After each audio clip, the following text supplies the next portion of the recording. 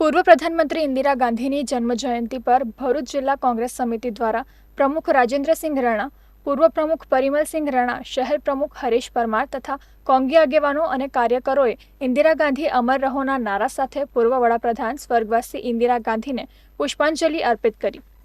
પૂર્વ પ્રધાનમંત્રી ઇન્દિરા ગાંધીનો જન્મ 19 નવેમ્બર 1970 રાજનૈતિક રૂપથી પ્રભાવશાળી નહેરુ પરિવારમાં થયો હતો। ઇન્દિરા ગાંધી વર્ષ 1966 થી 1977 સુધી સતત 3 વખત ભારત ગણરાજ્યના પ્રધાનમંત્રી રહ્યા અને ત્યારબાદ ચોથી વખતમાં 1980 થી લઈને 1984માં એમની રાજનૈતિક હત્યા સુધી ભારતના પ્રધાનમંત્રી રહ્યા હતા। જેને લોખંડી મહિલા ગણવામાં આવે છે, આજે બસ જેનું સુવર્ણ અક્ષરે નામ લખાયેલું છે એવી ઇન્દિરાજીની આજે જન્મજયંતિ નિમિત્તે એમને પુષ્પાંજલિ અર્પણ કરીએ છીએ।